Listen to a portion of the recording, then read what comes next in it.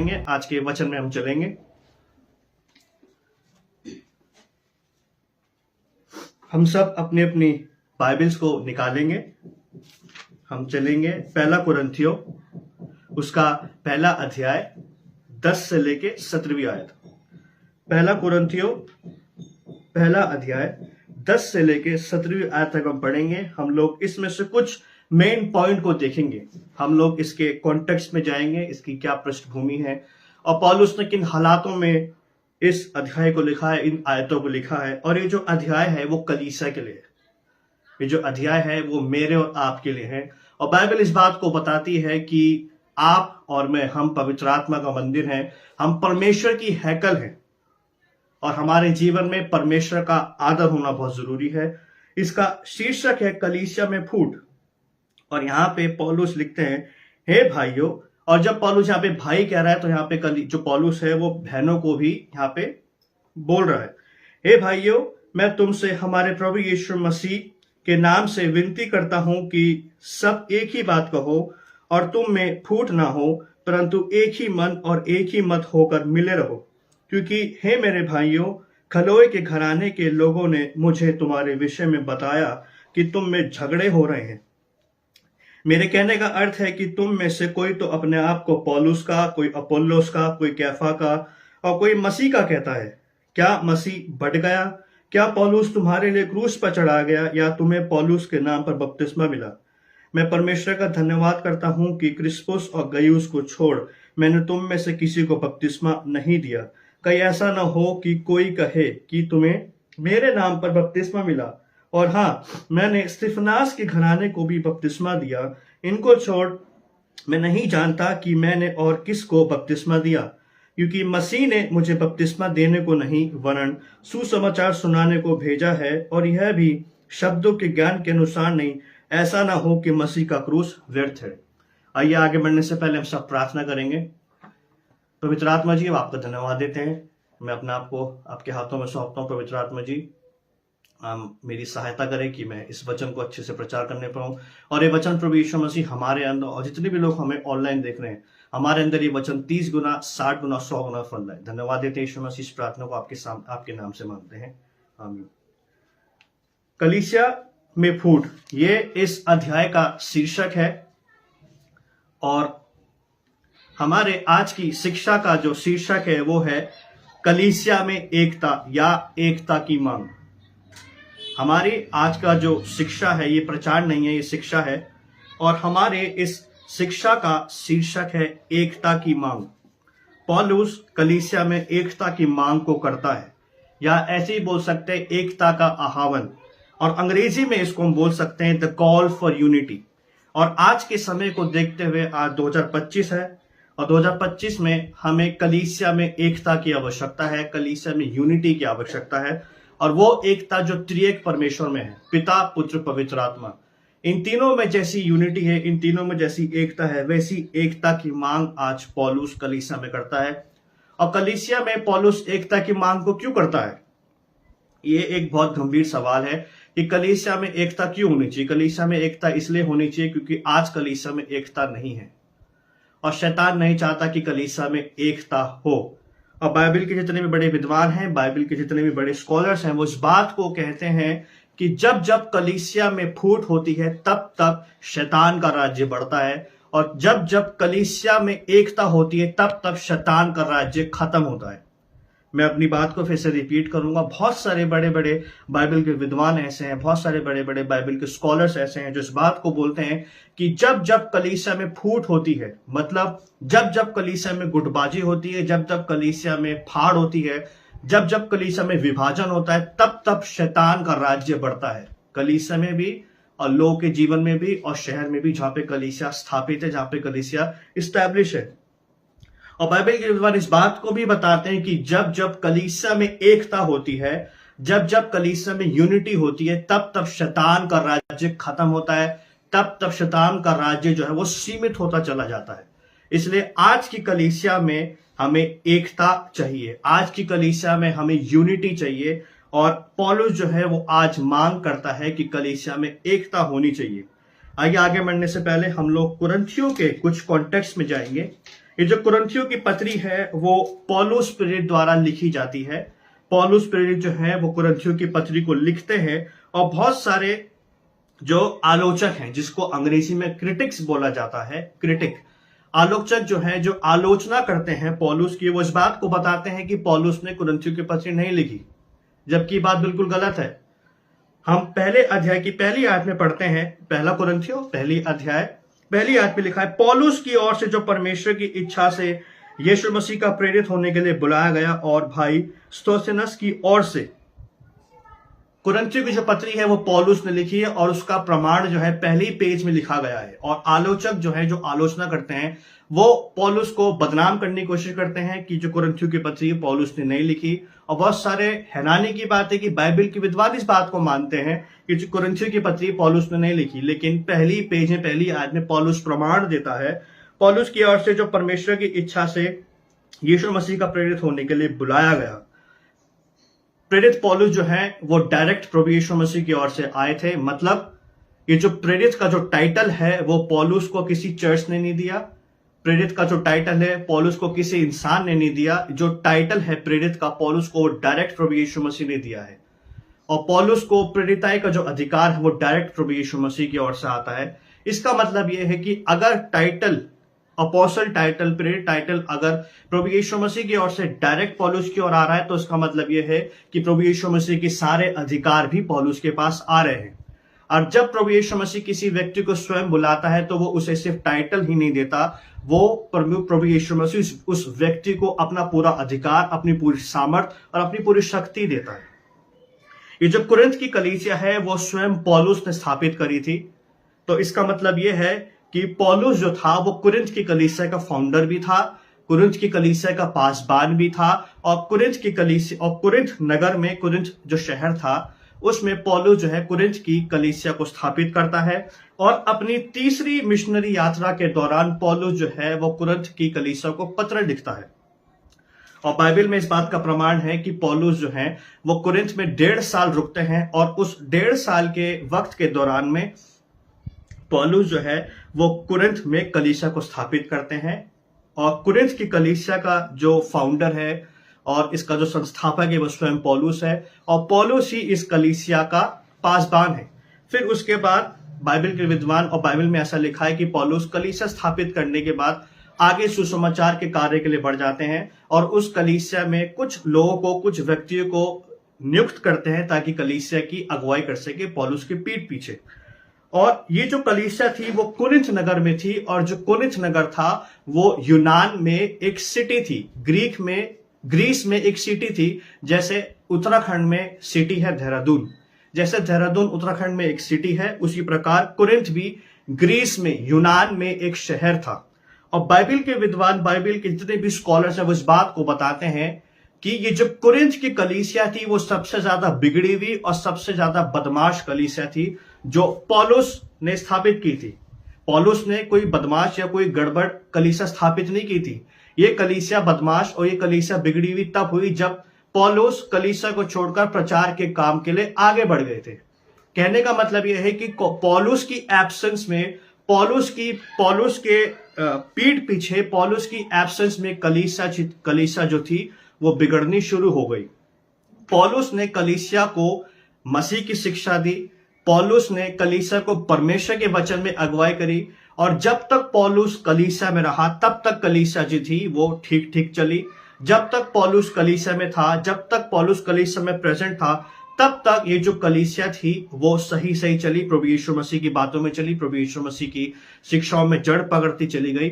और जैसे ही पौलुस ने कलीसिया को छोड़ा और कलीसिया को छोड़कर सुसमाचार प्रचार के लिए आगे चल गया, आगे बढ़ गया, तो जैसे ही कलीसिया के लोगों ने देखा कि अब पौलुस नहीं है, अब पौलुस हमारे बीच में नहीं है, तब इसे गड़बड़ होना शुरू हो गई। पौलुस के एब्सेंस में गड़बड़ियां होना शुरू हो गई। लेकिन जब तक पौलुस कलीसिया में था तब तक कलीसिया में बिल्कुल सही चल रहा था। इसका मतलब यह है कि कलीसिया में आज सही लोगों की आवश्यकता है। उन लोगों की आवश्यकता है जो कलीसिया में रहकर कलीसिया की देखभाल करें। और बाइबल के विद्वान इस बात को भी बताते हैं कि जो कुरिन्थ नगर था, कुरिन्थ नगर भी बहुत ज्यादा बिगड़ा हुआ नगर था। और जो कुरिन्थ नगर था वो 3 चीजों के लिए बहुत मशहूर था। पहली चीज थी व्यभिचार। ये जो कुरिन्थ नगर था वो व्यभिचार के लिए बहुत फेमस था। दूसरी चीज जो कुरिन्थ नगर दूसरी चीज के लिए फेमस था, दूसरी चीज थी वैश्यवृत्ति, मतलब प्रोस्टिट्यूशन। और कुरिन्थ नगर के आसपास के नगरों के आसपास के प्रांतों के जो लोग थे वो कुरिन्थ की कलीसिया में से व्यभिचार करने के लिए और वैश्यवृत्ति करने के लिए आते थे। सिर्फ अडल्ट्री करने के लिए और प्रोस्टिट्यूशन करने के लिए कुरिन्थ नगर में आते थे। और कुरिन्थ नगर तीसरी चीज के लिए फेमस था, और वो तीसरी चीज थी मूर्ति पूजा। जो कुरिन्थ नगर था, कुरिन्थ जो शहर था, वो व्यभिचार के लिए, वैश्यवृत्ति के लिए और मूर्ति पूजा के लिए फेमस था, मूर्ति पूजक शहर था। और ये जो कलीसिया थी वो कुरिन्थ नगर में थी। और जो गड़बड़ियां, जो नेगेटिव चीजें, जो शैतान के अवगुण कुरिन्थ नगर में थे, कलीसिया के बाहर थे, अब वो पौलुस की एब्सेंस में वो नरकीय स्वभाव अब कलीसिया के अंदर धीरे धीरे करके प्रवेश कर गए। होना यह चाहिए था कि जो कुरिन्थ की कलीसिया है वो कुरिन्थ के शहर को बदल दे, लेकिन उल्टा हो गया। कुरिन्थ कलीसिया शहर के रंग में रंग गई। होना यह चाहिए था कि जो कलीसिया है वो शहर को बदल देती, लेकिन शहर की नेगेटिव चीजें, शहर के नेगेटिव अवगुण कलीसिया के अंदर प्रवेश कर गए। और आज के समय में हमें अपनी कलीसिया का खासकर ध्यान देने की आवश्यकता है। हमें ध्यान देने की आवश्यकता है कि क्या मेरी कलीसिया में जिसमें मैं रहता हूं, क्या उसके अंदर बाहर के अवगुण तो नहीं आ रहे। अगर हमारी कलीसिया में अगर बाहर के अवगुण आ रहे हैं तो हमें प्रार्थना करने की आवश्यकता है कि जिस स्टेट में या जिस सिटी में, जिस शहर में मेरी कलीसिया है, उस शहर के, उस सिटी के कोई भी नेगेटिव अवगुण कलीसिया के अंदर ना आने पाए। दो चीजें हैं, एक पर्सनल है और एक पब्लिक है। एक कलीसिया आप और मैं है, व्यक्तित्व, इंडिविजुअली। एक कलीसिया है कॉर्पोरेट। हमें कलीसिया जो पब्लिक है उसका भी ध्यान देना है और साथ साथ हमें अपना भी ध्यान देना है। हमें अपनी भी चौकसी करनी कि क्या मेरे अंदर बाहर के अवगुण तो नहीं आ रहे। हमें प्रार्थना करने की आवश्यकता है कि प्रभु हमारी कलीसिया में से अवगुणों को निकाल दे।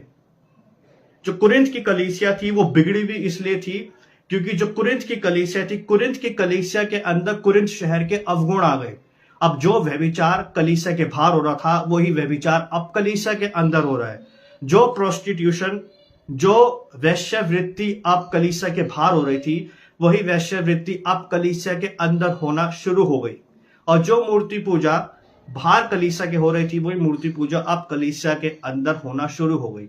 और जैसे ये अवगुण कलीसिया के अंदर आने शुरू हुए, इन अवगुण ने कलीसिया की सबसे पहले यूनिटी को तोड़ा। और शैतान हमेशा ये प्रयास करता है, भरसक प्रयास करता है कि कैसे ना कैसे करके कलीसिया की यूनिटी को तोड़ दिया जाए। और कुरिन्थ की जो कलीसिया है उसकी यूनिटी टूट गई थी, कलीसिया की एकता टूट गई थी। जैसे मैंने आपको बताया कि जब जब कलीसिया एक होती है, जब जब कलीसिया में एकता होती है, तब तब शैतान का राज्य खत्म होता है, तब तक शैतान का राज्य सीमित होने लगता है। और जब जब कलीसिया में फाड़ होती है, जब जब कलीसिया में विभाजन होता है, तब तब शैतान का राज्य जो है वो फैलना शुरू होता है। और आज के समय में हमें प्रार्थना करने की आवश्यकता है कि हमारी कलीसिया में किसी भी तरीके की फूट ना हो, हमारी कलीसिया में किसी भी तरीके का डिवाइड ना हो। डिवाइड आप समझते होंगे, मतलब एक चीज है, एक चीज को आपने दो में डिवाइड कर दिया, अब वो किसी काम की नहीं रही। सबसे बड़े एग्जाम्पल है पेपर का। पेपर जब तक एक सिंगल पेपर रहता है तब तक वो पेपर बहुत काम का होता है, लेकिन जब वो पेपर जब वो पेपर को हम लोग फाड़ देते हैं, जब पेपर का वो दो हिस्सा हो जाता है, तब तक वो पेपर जो होता है वो काम का नहीं होता। मैं आपको एग्जाम्पल देके समझाऊंगा बाद में कि मैं किस बारे में बात कर रहा हूं। हमारा आज का जो शीर्षक है वो है द कॉल फॉर यूनिटी, एकता का आह्वान। मतलब पौलुस जो है वो कलीसिया में एकता की मांग कर रहा है। और यहां पे लिखा है, हे भाइयों, मैं तुमसे हमारे प्रभु यीशु मसीह के नाम से विनती करता हूं कि तुम सब एक ही बात कहो और तुम में फूट ना हो। मतलब कलीसिया में फूट थी, कलीसिया में गुटबाजी थी। और जब हम इसके संदर्भ में जाते हैं, जब इसकी पृष्ठभूमि में जाते हैं, तो पता लगता है कि जो कुरिन्थ की कलीसिया में गंभीर गुटबंदी थी, कलीसिया में गंभीर गुटबाजी थी और लोगों ने अपने अपने मन पसंद सेवक को चुन लिया था। जबकि देखा जाए तो कलीसिया का जो संस्थापक था, कलीसिया का जो मेन पासबान था, कलीसिया का जो मेन पास्टर था, वो पौलुस था। अब होना यह चाहिए था कि कलीसिया के लोग पौलुस को आदर देते, होना यह चाहिए था कि लोग पौलुस को फॉलो करते। अब कलीसिया में उल्टा हो रहा है, कलीसिया के लोग उनको फॉलो कर रहे हैं जिन्होंने कलीसिया में कभी मेहनत नहीं करी। याद रखिए, मैं अपोलोस की और पतरस की यहाँ पे बुराई नहीं कर रहा हूं, मैं आपको बता रहा हूं कि कुरिन्थ की स्थापना के पीछे पौलुस का हाथ था। और पौलुस ने अपनी जी जान लगाकर पौलुस ने कलीसिया को खड़ा किया, कलीसिया पर मेहनत करी। अपोलोस का और पतरस का कोई भी इसमें कोई शेयर नहीं था। लेकिन याद रखिए, मैं अपोलोस को पतरस को किसी भी तरीके से बुरा नहीं बोल रहा हूं। मैं इस बात को बोल रहा हूं कि जो कलीसिया है, होना ही चाहिए था कि कलीसिया जो है वो पौलुस का आदर करे, पौलुस को फॉलो करे। हो उल्टा रहा है कि जिन्होंने मेहनत नहीं करी, कलीसिया के लोग उनको फॉलो कर रहे हैं। अब कलीसिया में गुटबंदी चालू हो गई, कलीसिया में विभाजन चालू हो गया। अब कलीसिया के जो लोग हैं वो पौलुस के साथ साथ अपोलोस को भी और पतरस को भी फॉलो कर रहे हैं। और एक बाइबल के विद्वान इस बात को बताते हैं, एक कमेंट्री में ऐसा लिखा था कि जो कुरिन्थ की कलीसिया है उन्होंने पौलुस को दरकिनार कर दिया और उन लोगों को लिया है जिन्होंने कलीसिया में मेहनत नहीं करी। ऐसी गुटबंदी, ऐसी गुटबाजी कलीसिया में फैल गई और कलीसिया के लोगों ने अपने अपने पसंदीदा अध्यक्ष को, मतलब एल्डर्स को, अपने अपने पसंदीदा पासबानों को कलीसिया में खड़ा कर दिया। जबकि अगर देखा जाए तो कुरिन्थ की कलीसिया के पीछे मेहनत पौलुस की थी और कलीसिया जो थी वो पौलुस के नाम पर, अपोलोस के नाम पर, कैफा के नाम पर कलीसिया जो थी वो विभाजित हो गई, मतलब डिवाइड हो गई। और कैफा यहां पे पतरस है, प्रेरित पतरस। और कैफा जो है वो पतरस का हिब्रू नेम है, कैफा। और इस गुटबाजी को लेके, इस गुटबंदी को लेके कलीसिया में, कुरिन्थ की मंडली में तनाव पैदा हो गया और आत्मिक अहंकार फैल गया। और आत्मिक घमंड बहुत खतरनाक चीज है, ये बहुत बुरी चीज है। आप लोग बोलने लगे कि भैया हम तो अपोलोस को फॉलो करते हैं, हम लोग पतरस को फॉलो करते हैं। पौलुस कौन है? पौलुस कोई भी नहीं है। पौलुस छोटा सा आदमी है, बीमार रहता है, इधर उधर घूमता है। अब कलीसिया में अहंकार पैदा हो गया। होना ही चाहिए था कि लोग पौलुस को फॉलो करें, पौलुस का आदर करें, उस व्यक्ति को फॉलो करें जिस व्यक्ति ने कलीसिया के पीछे इतनी मेहनत करी। और पौलुस इसलिए बोलता है कि कोई बोलता है 11वीं आयत में लिखा है, 12वीं आयत में लिखा है, मेरे कहने का अर्थ यह है कि तुम में से कोई तो अपने आप को पौलुस का, कोई अपोलोस का, कोई कैफा का, तो कोई मसीह का कहता है। अब कलीसिया में चार फाड़ हो गई। जैसे मैंने आपको एग्जाम्पल दिया था, ये पेपर है, ठीक है, ये पेपर है और इसी के समान हमारी कलीसिया भी है।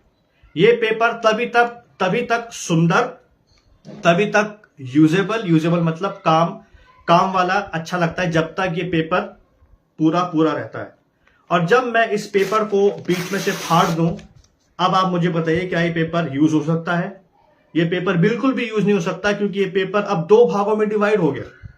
उसी प्रकार जब कलीसिया दो भागों में डिवाइड हो जाएगी तो आप सोचिए कि परमेश्वर कलीसिया को कैसे इस्तेमाल करेगा जब कलीसिया के दो भाग हो जाएंगे। परमेश्वर उस कलीसिया को कभी इस्तेमाल नहीं करेगा जो ये पहले एक थी अब दो हो गई, मतलब कलीसिया में विभाजन आ गया। हमेशा याद रखिएगा कि कलीसिया को एक होना बहुत जरूरी है। पौलुस जो है वो कलीसिया में यूनिटी की मांग कर रहा है। Paul is appealing for the unity in the church. Paul is demanding, वो विनती नहीं कर रहा हाथ जोड़ के, वो डिमांड कर रहा है, वो एक वार्निंग दे रहा है कि तुम लोग यूनिटी में आ जाओ। Paul is warning us to come in unity. Paul is not appealing, Paul is warning the church to come in unity.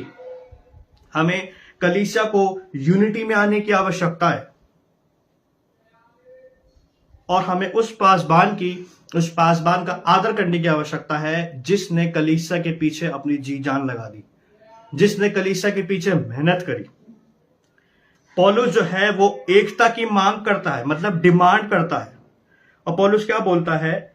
हे भाइयों, और इसमें बहनें भी हैं, मैं तुमसे हमारे प्रभु यीशु मसीह के नाम में, मतलब प्रभु यीशु मसीह सबका है, प्रभु यीशु मसीह सिर्फ एक इंडिविजुअल का नहीं है।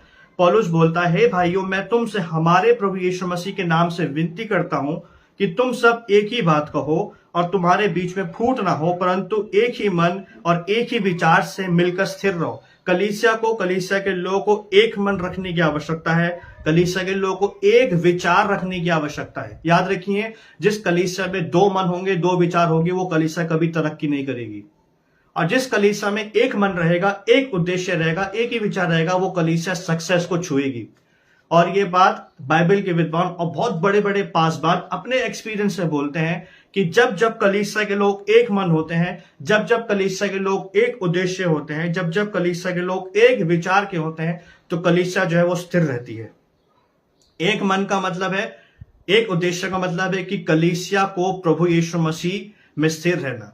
एक मन और एक उद्देश्य का मतलब है कलीसिया के फायदे की बात करना। और जब जब कलीसिया में एक मन नहीं होता, एक मन ना होने का मतलब होता है कि कलीसिया के लोग अपने फायदे की बात कर रहे हैं। एक मन, एक उद्देश्य, एक विचार का मतलब है कलीसिया के फायदे की बात करना। बहुत सारे लोग ऐसे हैं जो कलीसिया के फायदे की बात नहीं करते, और बहुत कम लोग हैं जो कलीसिया के फायदे की बात करते हैं। इस कलीसिया में एक मन के लोग नहीं थे। एक मन ना होने का मतलब है अपने फायदे की बात करना, और एक मन, एक विचार, एक उद्देश्य का मतलब होता है कलीसिया के फायदे की बात करना। और यहां पे पौलुस जो है, याद रखिए, पौलुस अपनी बड़ाई नहीं करना चाहता। पौलुस जो है यहां पे कलीसिया की फायदे की बात कर रहा है। और इस बात को भी हमें याद रखने की आवश्यकता है कि जो फूट हुई, ये जो गुटबाजी हुई, वो पौलुस के पीठ पीछे हुई। मतलब कलीसिया के लोग ट्रांसपेरेंट नहीं थे, और ना कलीसिया के लोग ट्रांसपेरेंट हैं। और आज के समय में आपको और मुझे ट्रांसपेरेंट रहने की आवश्यकता है। आपको मुझे पारदर्शी होने की आवश्यकता है। पारदर्शी मतलब मैं जैसा पासबान के सामने हूं, वैसी पासबान की पीठ पीछे भी रहूं। और कलीसिया में, कलीसिया की जो यूनिटी है, उसका पहला जो क्वालिटी है, पहली जो गुण है, वो यही है कि कलीसिया के लोग ट्रांसपेरेंट रहे, कलीसिया के लोग पारदर्शी रहे। और कलीसिया में हमें एक मन होने की आवश्यकता है। कलीसिया में हमें एक विचार होने की आवश्यकता है। पौलुस बोलता है, प्रभु यीशु मसीह के नाम में मैं तुमसे, हमारे प्रभु यीशु मसीह के नाम से विनती करता हूं। जो इसका रियल ट्रांसलेशन है वो है, पौलुस जो है वो डिमांड कर रहा है, विनती नहीं कर रहा है, डिमांड कर रहा है। और डिमांड उनसे की जाती है जो अपने हो। ओनर ही किसी से डिमांड कर सकता है, और पौलुस जो था वो उस कलीसिया का ओनर था यीशु मसीह के बाद। याद रखिएगा, कलीसिया का पहला ओनर प्रभु यीशु मसीह, उसके बाद वो है जिसने कलीसिया स्थापित करी, जो कलीसिया के पीछे मेहनत कर रहा है प्रभु यीशु मसीह के नाम में। और पौलुस की जो बात है, पौलुस की जो विनती है, वो कोई सामान्य सलाह नहीं है, मतलब कोई साधारण या सिंपल विनती नहीं है, बल्कि ये एक प्रेरित आदेश है। ये देखिए, पौलुस बोल रहा है कि मैं तुमसे मसीह के नाम से विनती करता हूं। विनती करने का मतलब है कि ये एक प्रेरित आदेश है। मतलब ये जो आदेश है वो पौलुस से नहीं आ रहा, ये आदेश डायरेक्ट प्रभु यीशु मसीह से आ रहा है कि तुम्हारे बीच में फूट है। ये बात पौलुस की नहीं, ये बात डायरेक्ट प्रभु यीशु मसीह की। प्रभु यीशु मसीह खुद चाहते हैं कि कलीसिया में एकता बनी रहे।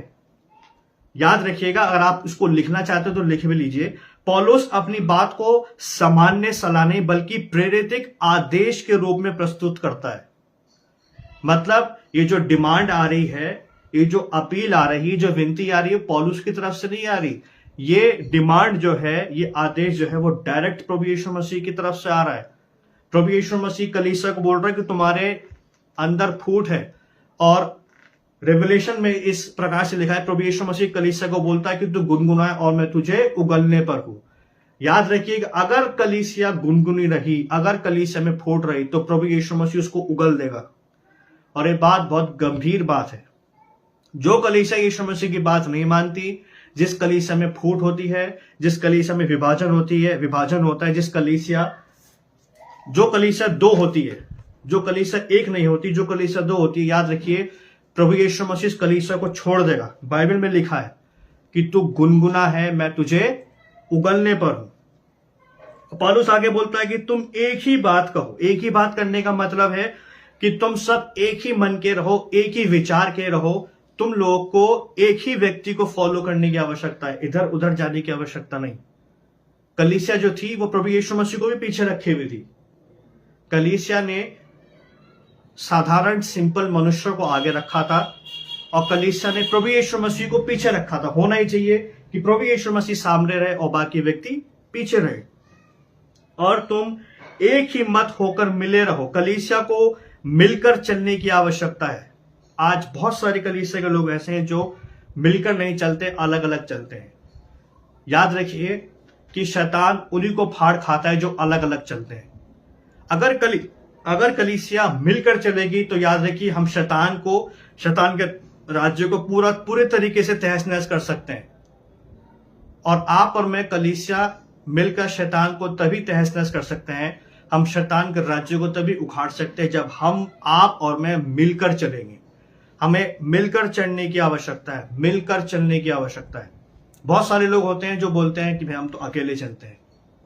अच्छी बात है, अकेले चले, लेकिन अगर परमेश्वर ने, अगर यीशु मसीह ने आपको कलीसिया में जोड़ा है तो हमें कलीसिया के साथ मिलकर चलने की आवश्यकता है, क्योंकि बाइबल में लिखा है कि प्रभु यीशु मसीह लोगों को कलीसिया में मिला देता था, और कलीसिया स्वयं प्रभु यीशु मसीह ने बनाई है। और ये कलीसिया जो है, हम परमेश्वर की देह है, हम यीशु मसीह की देह है, और यहोवा अपनी कलीसिया में रहता है, हम उसकी हैकल है। हमें एक दूसरे के साथ मिलकर चलने की आवश्यकता है। 11वें और 12वें पद में लिखा है, क्योंकि हे मेरे भाइयों, और बहनें भी इसमें शामिल है, खलोए के घराने के लोगों ने मुझे तुम्हारे विषय में बताया कि तुम में झगड़े हो रहे हैं। मेरे कहने का अर्थ यह है कि तुम में से कोई तो अपने आप को पौलुस का, कोई अपोल्लोस का, कोई कैफा का, तो कोई मसीह का कहता है। अब यहाँ पे विभाजन का कारण यही है कि लोगों ने अपने अपने मनपसंद अध्यक्षों को या अपने अपने मनपसंद पासवानों को चुन लिया, मनपसंद सेवकों को चुन लिया। उन लोगों को चुन लिया जिन लोगों ने कलीसिया पे कोई मेहनत नहीं करी। उन लोगों को चुन लिया जो कलीसिया के लिए जिन्होंने अपने घुटने नहीं घिसे। उन लोगों को चुन लिया अपने लिए जिन लोगों ने कलीसिया के लोगों को दुख के समय में उनको विजिट नहीं किया, उनको फॉलो अप नहीं करा। होना यह चाहिए था कि कलीसिया के लोग पौलुस को, यीशु मसीह के बाद पौलुस को आगे रखते, क्योंकि पौलुस ही ने कलीसिया के पीछे मेहनत करी। वो कुरिन्थ नगर में रुका। पौलुस ने भी बहुत सारे सताव झेले, कलीसिया के पीछे बहुत सारे तनाव झेले, लेकिन कलीसिया के लोगों ने अपने अपने मनपसंद नेताओं को, मतलब अध्यक्ष को, एल्डर्स को, सेवकों को चुन लिया। और 11वीं आयत पे लिखा है, क्योंकि हे मेरे भाइयों, खलोए के घराने के लोगों ने मुझे तुम्हारे विषय में बताया कि तुम में झगड़े हो रहे हैं। और जैसे मैंने आपको बताया था कि ये जो गुटबाजी है, ये जो गुटबंदी है, कलीसिया में जो नेगेटिव अवगुण आ गए हैं, ये पौलुस के पीठ पीछे आ गए। और पौलुस ने कुछ लोगों को नियुक्त किया था जो कलीसिया की देखभाल करे, और उन लोगों में से एक स्त्री थी, उसका नाम था खलोए। और खलोए जो थी वो कलीसिया की देखभाल करती थी, कलीसिया की केयर करती थी। यहां पे लिखा है, मेरे भाइयों, खलोए के घराने के लोगों ने। और ये जो कलीसिया जो स्थापित हुई थी, जो कलीसिया कुरिन्थ में चल रही थी, वो खलोए के घर में चल रही थी। ये जो कलीसिया है वो हाउस फेलोशिप के रूप में स्टार्ट हुई थी, और ये हाउस फेलोशिप के रूप में बढ़ रही थी। और जो खलोए है वो स्त्री है। पौलुस जो था वो स्त्री को, इस खलोए नामक स्त्री को पौलुस जो था वो कलीसिया के ऊपर एक हेड या अगुवी ठहरा के नियुक्त करके पौलुस आगे बढ़ गया। और खलोए के घर में ये कलीसिया चल रही थी। और जब पौलुस आगे बढ़ गया, और जब पौलुस के एब्सेंस में, पौलुस की पीठ पीछे जब कलीसिया में गुटबाजी, जब कलीसिया में गड़बड़ होना शुरू हो गई, तो वो स्त्री खलोए ही थी जिसने गड़बड़ियों की सारी खबर पौलुस को सुना दी। आज हमें खलोए जैसे स्त्री पुरुषों की आवश्यकता है जो गड़बड़ी को बढ़ाते ना हो, बल्कि गड़बड़ी को वहीं समाप्त करके गड़बड़ी की खबर पासबान को देते कि पासबान, आपकी पीठ पीछे ऐसी हरकतें चल रही हैं, ऐसी गड़बड़ियां चल रही हैं। हमें खलोए जैसे स्त्री पुरुषों की आवश्यकता है जो गड़बड़ियों में मजे लाने, जो गड़बड़ी को बढ़ाए ना, बल्कि गड़बड़ी को खत्म करे। अब गड़बड़ी की जो खबर है वो पासबान तक पहुंचाए। आज बहुत सारी कलीसिया में ऐसे लोग हैं जो गड़बड़ियों को फैलाते हैं, गड़बड़ियों में उनको मजा आता है, और उस गड़बड़ी का जो खबर है वो पासबान तक नहीं पहुंचती, इसलिए कलीसिया में गड़बड़ होती है। और जो खलोए थी, खलोए ने सारी जो गड़बड़ी की जो खबर थी वो पौलुस तक पहुंचा दी। इसलिए नहीं पहुंचाई कि खलोए चाहती थी कि उसका नाम हो। खलोए ने गड़बड़ियों की सारी खबर पौलुस को इसलिए पहुंचाई क्योंकि खलोए नहीं चाहती थी कि कलीसिया खराब हो, खलोए नहीं चाहती थी कि कलीसिया बिगड़ जाए। और आज हमें खलोए जैसे स्त्री पुरुषों की आवश्यकता है जो कलीसिया में अगर गड़बड़ चल रही है उसको पहचान लें, उस गड़बड़ को समाप्त करें और उस गड़बड़ की खबर पासबान को बताएं अगर पासबान कलीसिया में उपस्थित नहीं है। आज हमें खलोए जैसे स्वभाव की स्त्री पुरुषों की आवश्यकता है। और ये जो खलोए थी वो कोई साधारण स्त्री नहीं थी। खलोए जो थी वो एक प्रमुख स्त्री थी कुरिन्थ शहर में भी और कुरिन्थ की कलीसिया में भी। ये जो खलोए थी वो कलीसिया की देखभाल भी करती थी और साथ साथ अपने घराने की भी देखभाल करती थी। जो खलोए जो नामक स्त्री थी वो एक बहुत धनी स्त्री थी और कलीसिया में और कलीसिया के साथ साथ कुरिन्थ शहर में एक प्रभावशाली स्त्री थी। खलोए का प्रभाव घर में भी था और खलोए का प्रभाव शहर में भी था। खलोए जो थी वो शहर में भी सक्सेसफुल थी और साथ साथ कलीसिया में भी सक्सेसफुल थी। आज हमें ऐसे लोग की आवश्यकता है कलीसिया में जिनका प्रभाव कलीसिया में भी हो, जिनका प्रभाव घर में भी हो, जिनका प्रभाव शहर में भी हो। ये जो खलोए नामक जो स्त्री थी वो अपने घराने की अगुवाई परमेश्वर के वचन में करती थी। बहुत सारे लोग ऐसे हैं जो शहर में तो प्रभावशाली होते हैं लेकिन कलीसिया में और घर में प्रभावशाली नहीं होते। बहुत सारे मसीह ऐसे हैं जो शहर में तो सक्सेसफुल है लेकिन अपने परिवारों में, अपनी कलीसिया में सक्सेसफुल नहीं है। लेकिन खलोए एक बहुत प्रमुख स्त्री थी, एक धनी स्त्री थी और साथ साथ प्रभावशाली स्त्री थी। याद रखिए जो खलोए नामक स्त्री है, ऐसे स्त्रियों की, ऐसे पुरुषों की आज कलीसिया में आवश्यकता है जो शहर के साथ साथ कलीसिया में भी प्रभावशाली रहे और जो अपने घर में भी प्रभावशाली रहे।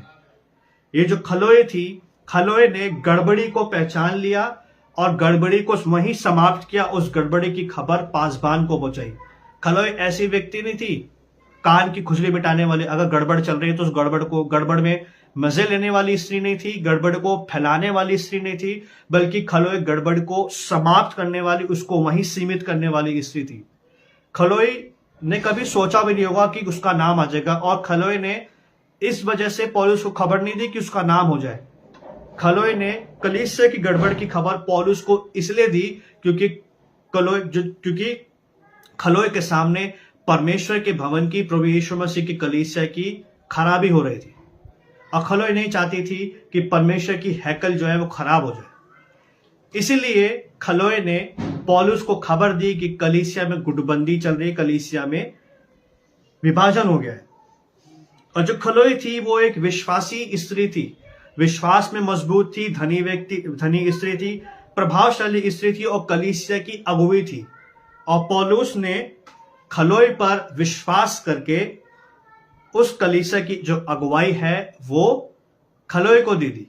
याद रखिए खलोए एक स्त्री थी लेकिन फिर भी पौलुस ने खलोए को कलीसिया की निगरानी करने के लिए खलोए के हाथ में उस कलीसिया की बागडोर दे दी। क्यों दे दी? क्योंकि पौलुस को खलोए के अलावा कोई पुरुष भी कलीसिया में इतना प्रभावशाली नहीं मिला जो कलीसिया की देखभाल कर ले। अब मैटर नहीं करता कि आप स्त्री या पुरुष है, मैटर ये करता है कि आप परमेश्वर के वचन में कितने मजबूत हैं।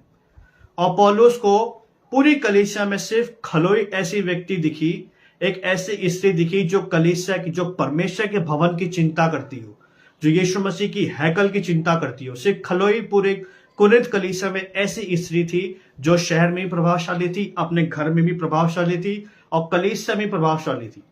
और खलोए ऐसी स्त्री थी जो परमेश्वर के भवन की चिंता करती थी। और आज के समय में, आज की कलीसिया में हमें ऐसे लोग की आवश्यकता है, ऐसे लोग की डिमांड प्रभु यीशु मसीह करता है जो परमेश्वर की भवन की चिंता करते हो। ऐसे लोग की डिमांड परमेश्वर नहीं करता जो अपना नाम चाहते हो, जो अपने आप को स्पॉटलाइट में लाना चाहते हो। बहुत सारे बाइबल के जो न्यू टेस्टामेंट जो स्कॉलर्स हैं, नए नियम के जो विद्वान हैं, वो इस बात को बताते हैं कि जो खलोए थी उसने कभी सोचा भी नहीं था, उसके दिमाग में ये बात नहीं आई कि पौलुस मेरा नाम लिख दे, या खलोए के मन में आगे आने का विचार कभी नहीं आया, बल्कि खलोए के दिमाग में ये बात चल रही थी कि मैं कैसे ना कैसे करके परमेश्वर की हैकल को खराब होने से बचा लूं। खलोए जो थी वो कलीसिया की चिंता करती थी और खलोए नहीं चाहती थी कि कलीसिया में फूट हो। जो खलोए थी वो प्रभावशाली स्त्री थी और ईमानदार स्त्री थी। आज कलीसिया में हमें ऐसे लोग की आवश्यकता है जिनका नाम सुनकर लोग बोले कि ये व्यक्ति ईमानदार है। खलोए जो थी वो ईमानदार व्यक्ति थी। आज हमें कलीसिया में ऐसे लोगों की जरूरत है जिनका नाम सुनकर लोग बोले यार कि ये व्यक्ति जो है वो ईमानदार व्यक्ति है। हमें कलीसिया में ऐसे लोग की आवश्यकता नहीं जिनका नाम सुनकर लोग बोले नहीं ये नहीं चाहिए, गड़बड़ी करता है, इसको दूर हटाओ। हमें कलीसिया में खलोए जैसे स्त्री पुरुषों की आवश्यकता है जिनका नाम सुनकर लोग बोलते कि भैया इस व्यक्ति को लेकर आओ, ये व्यक्ति बहुत ईमानदार है, ये स्त्री बहुत अच्छी है, ये कलीसिया की चिंता करती है। और जो खलोए है, खलोए का यूनानी भाषा में अर्थ बनता है हरी कोपल, मतलब ग्रीन ग्रास, बिल्कुल फ्रेश।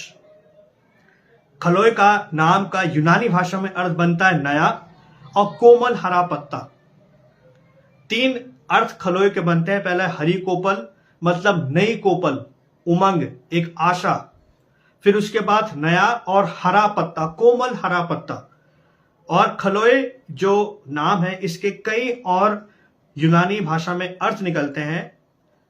पहला अर्थ बनता है ताजगी और नया जीवन। खलोए ऐसी व्यक्ति थी जो कलीसिया के लोगों में ताजगी और नया जीवन भर देती थी, यीशु मसीह का नया जीवन। आज हमें कलीसिया में ऐसे स्त्री पुरुषों की आवश्यकता है जो कलीसिया में यीशु मसीह की ताजगी फैला दे, जो यीशु मसीह का नया जीवन फैला दे, जिनके अंदर से जीवन जल की नदियां बह निकले। हमें कलीसिया में ऐसे लोगों की आवश्यकता नहीं जिनके अंदर से कड़वाहट निकलती हो। हमें कलीसिया में ऐसे लोगों की आवश्यकता नहीं जिनके अंदर से खुद गड़बड़िया विभाजन निकलता हो। खलोए का जो सबसे महत्वपूर्ण और सब मेरा फेवरेट जो अर्थ है वो ये है विकास और खिलना। खलोए ऐसी स्त्री थी, वो जहां जाती थी वहां प्रभु यीशु मसीह का विकास बढ़ा देती थी, वहां प्रभु यीशु मसीह का विकास बखेर देती थी। खलोए ऐसी व्यक्ति थी जो ताजगी को लेके आती थी, जो ताजगी पैदा करती थी। हमें आज की कलीसिया में खलोए जैसे स्त्री पुरुषों की आवश्यकता है। खलोए जैसे स्वभाव वाले स्त्री पुरुषों की आज कलीसिया में हमें आवश्यकता है। हमें ऐसे लोग नहीं चाहिए कलीसिया में जो गुटबाजी करते हो, जो विभाजन करते हो। और पौलुस जो है वो आज हमारी कलीसिया से, और जितने भी आज वर्ल्ड वाइड लेवल कलीसिया है, पौलुस जो है वो डिमांड करता है कि कलीसिया में एकता रहे, कलीसिया में यूनिटी रहे।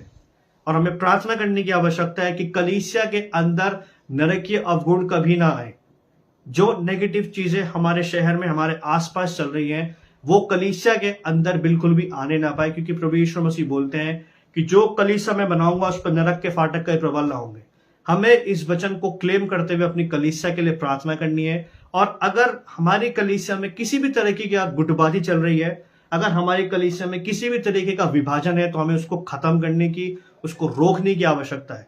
हमें प्रार्थना करने की आवश्यकता है कि प्रभु जो यूनिटी आप तीनों में है, जो यूनिटी त्रिएक परमेश्वर में है, वो यूनिटी यीशु मसीह के नाम से हमारी कलीसिया के अंदर आ जाए और हमारी कलीसिया में किसी भी तरह की गुटबाजी ना होने पाए। हम प्रार्थना करने की आवश्यकता है, हम प्रार्थना करें।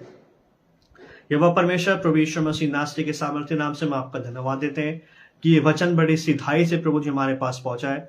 हम आपसे प्रार्थना करते हैं प्रभु जी कि आप हमें अनुग्रह दें कि हमारे अंदर खलोए वाला प्रभु यीशु स्वभाव हमारे अंदर आ जाए, कि प्रभु हम आपके हैकल की, आपके कलीसिया की चिंता करने वाले बन जाए प्रभु।